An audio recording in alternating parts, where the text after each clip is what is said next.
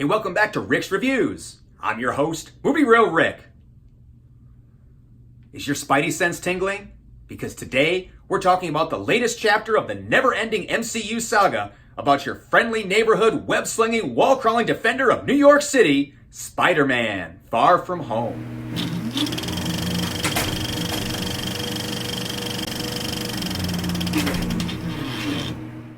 First and foremost, this is a very different type of Spider-Man movie than most of us are used to seeing. Prior to its recent reboot, all of the previous Spider-Man films have been very strict comic book adaptations of the friendly neighborhood web-slinger we all know and love. Spider-Man Far From Home, much like its predecessor Spider-Man Homecoming, is not like that. It's still an excellent movie, but they have taken a lot of creative liberties and kind of brought Spider-Man into the 21st century. So if all you're looking for is an old-fashioned traditional Spidey flick that's nothing more than a direct translation straight from the comics onto the big screen, you're not going to get that here. But if you go in with an open mind and are willing to change with the times, you are really going to love this movie and its new take on our favorite human arachnid hybrid. The first major difference is the venue. All of the previous Spider-Man films have taken place exclusively in New York City. But in this movie, Peter is on a class trip to Europe, hence the name Far From Home. But the major difference that really sets this movie apart is the change in characters. While many of the traditional characters are still present and bearing the same names, most are completely different, both in appearance and their persona. Flash Thompson, who's traditionally this popular jock bully type, is now just a nerd. But he's like the toughest of the nerds, and certainly the biggest smartass, always ripping on Peter.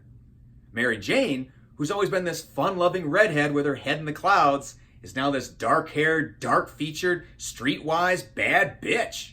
So bad, in fact, that the actor who plays her only has one name in real life. Aunt May, who used to be this sweet old lady, is now played by Marissa Tomei, who I love, but she is just way too sexy to be anybody's Aunt May. Plus, now she's in on Pete's big secret, whereas before, Aunt May was totally oblivious about her nephew being New York City's #1 masked vigilante. Peter Parker is pretty much the same. He's the one character who's remained steadfast through and through, and Tom Holland kills it with his performance. They've made him a little younger in this movie, with Peter still being in the midst of his high school years, and having to balance his personal life and usual coming-of-age struggles with his newfound superhero responsibilities. There's also some fun new characters in the mix. Nick Fury is starting to rely on Spider-Man more now that Iron Man is out of the picture. Jon Favreau plays Happy, Tony Stark's former friend and bodyguard turned Spidey Fury liaison. And of course, Pete's chubby Asian friend from Homecoming is back to keep us chuckling as the butt of countless jokes. And then enter Mysterio, perfectly portrayed by Jake Gyllenhaal, a classic Spider-Man character who fans have been waiting decades to see brought to life on the big screen. Let me tell you what, my friends, it was worth the wait. Mysterio lives up to his name and reputation and is the perfect 21st century villain for the 21st century Spider-Man. Overall, I thoroughly enjoyed this movie. I saw it with a large group of friends in beautiful Bel Air, Michigan, and the only major complaint anyone had was that the movie was a little slow starting off, which is kind of true. There is not a lot of action in the first half of this movie. There's some action, and it's not like it's boring or anything, but it's definitely more character-driven and feels more like a teenage coming-of-age comedy of errors than it does a traditional superhero action-adventure flick, which I actually really enjoyed, because later, when the shit really hits the web, you're that much more invested in the characters and are legitimately concerned about their well-being.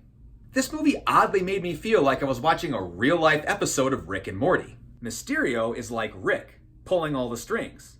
Spider-Man is Morty, getting jerked around by Mysterio. Mary Jane is Morty's school crush, Jessica. Little Chub Boom Boom is Summer, because he's just along for the ride. Aunt May is Beth. Happy is Jerry. And Nick Fury is the president getting blown off. They even talk about the multiverse, a signature Rick and Morty phrase. If you don't watch that show, it is outstanding, and I suggest you do. There is a review coming on that down the road, but I digress. Spider-Man Far From Home is enjoyable for both hardcore webheads like me, as well as average moviegoers who just want to go see a kick-ass summer flick. One of my big complaints about some previous blockbusters, like Infinity War and The Dark Knight, is that they're too serious, too intense. There's not enough comic relief, and it just ends up being a bummer of a movie. Well, that is not a problem for Spider-Man Far From Home, as it is consistently funny and entertaining throughout, very well written. There's major chemistry between Peter and MJ, and the plot was outstanding. It's best and fully enjoyed if you've seen all the previous Marvel films leading up to this point, but it's certainly not a prerequisite. As long as you have a basic understanding of who Spider-Man is, this is a fun movie that you will easily enjoy. You just won't be in on all the Spider-Nerd stuff, along with all the Marvel junkies. But for all the super Spidey sluts, on the other hand, this movie is not just a kick-ass summer blockbuster, but also serves as a pivotal chapter in the MCU saga, opening up some very unexpected new doors and getting us all excited for what's going to happen next. There was also a non-Stan Lee cameo that was a very pleasant surprise for all of us web-slinger wannabes whose spidey senses were keen enough to catch it. And last, but certainly not least, there is not just one, but two post-credit scenes that you absolutely have to see. You gotta wait until the bitter end to see the second one, but damn. As always, I won't give any spoilers, but what I will tell you is...